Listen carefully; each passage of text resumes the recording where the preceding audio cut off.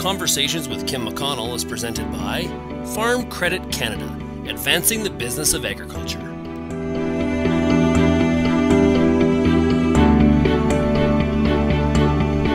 I'm with Greg Stewart, the President and CEO of Farm Credit Canada. Welcome, Greg.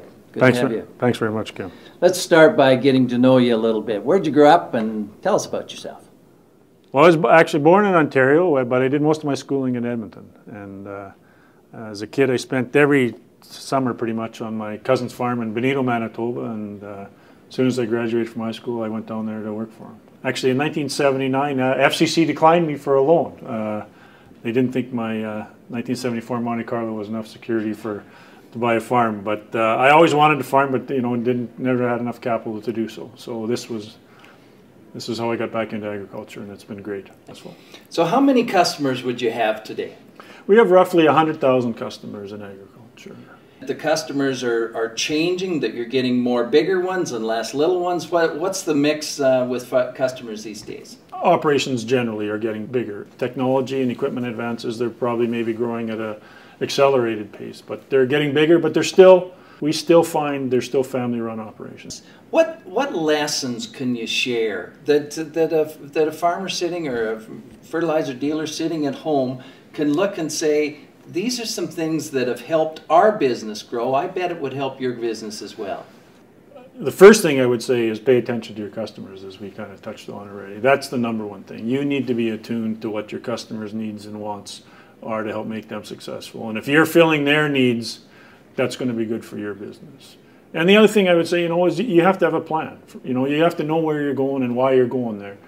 You also need to be flexible. So if bumps come in the road, you need to be ready to revisit that plan and make adjustments based on the current environment. If you do those things, if you're paying attention to your customers and your employees, if you're looking after them, and you got a good sound plan of where you're going, and you're attuned to what's going on in the market, you're going to be successful, I think. How important is it just to pause and think? It's, the most important thing I would say, honestly, is to listen, to really listen, to take the time to listen. And if your BlackBerry's going off in your pocket or buzzing or that kind of thing, you're not listening. And if you fully listen, you're going to learn a lot, and you'll be better off going forward. Some would say you're getting too big. Our customers are the ones that are choosing it. We're not trying to grow at a specific rate. We're just trying to meet the needs of our customers. Let's change gears here a little bit, and let's talk about the ag economy and the future and the whole works. What excites you about agriculture? Right now, pretty much everything, to be honest, Kim. The future of agriculture, I don't recall it ever looking so bright. The interest outside of the industry in what's going on in here is exciting, and there's always going to be hiccups. But overall, I think the story and the outlook for agriculture is just outstanding for this country, for sure. What concerns you about it? We don't want to make sure that we grow too fast, I would say. We're not saying it's going to be like this forever, because there's going to be some adjustments. And also, when those adjustments come, I would say we need to make sure that we don't think that that's the end of the world, and it's always going to be like that either. So just managed, planned growth and for the future, and just don't get too carried away on either side, I would say. Are you concerned about our debt levels? As a lender, I would say for sure we need to pay attention to debt levels in agriculture, and we do. So the debt is higher for sure, but the asset levels have also increased. And so, lots of that also has to do with our interest rate environment lately.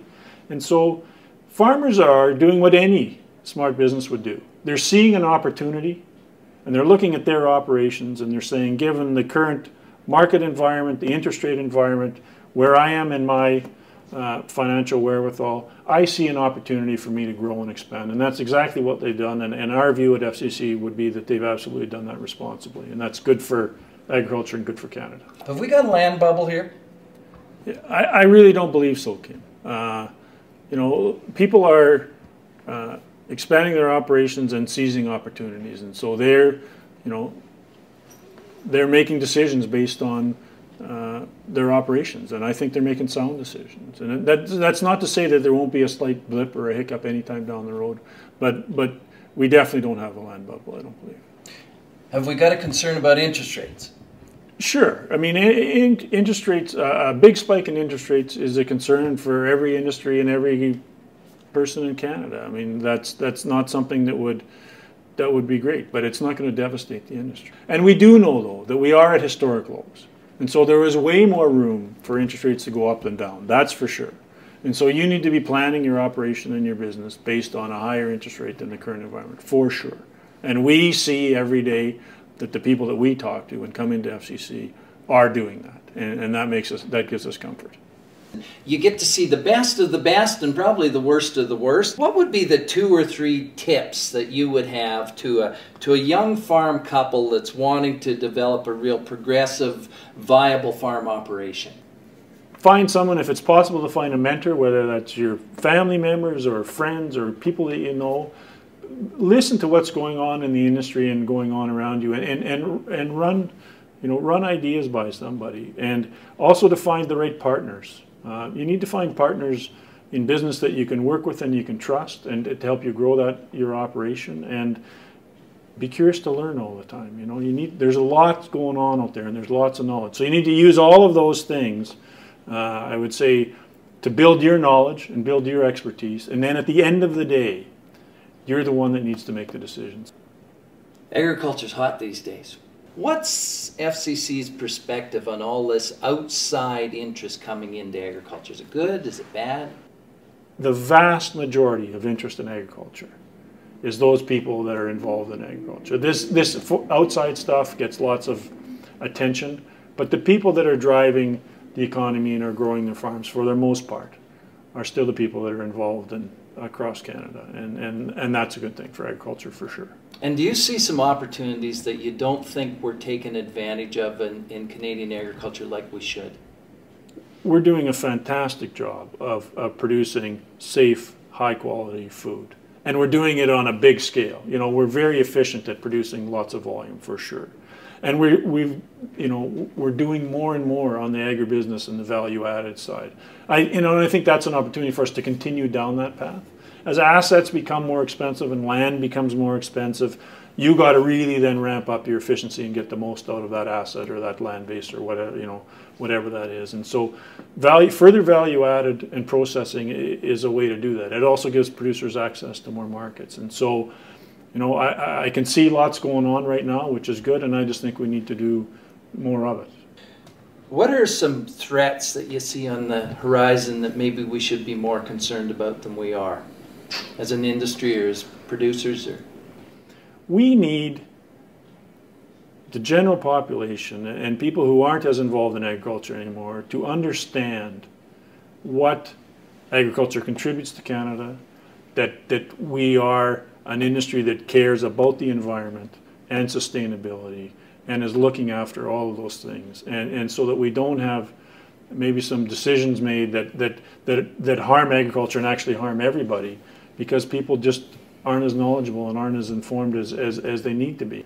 Greg, I asked the president of McDonald's one time what kept him up at night, and he said to me, one bad hamburger. Yeah. What would keep you up at night? Mine is a longer term view, I would say, and that really is, I need to make sure, or try to help to make sure, that we've got the right people at FCC with the right knowledge and the right skill set to be able to serve our customers years down the road. And that's again a concern I have. We, as an industry, we're competing with oil and gas and mining and all of these other industries to get young people involved in, whether to go back to the farm or whether to enroll in university and take careers in agriculture. And to be successful down the road, we need to make sure that those young people are choosing agriculture.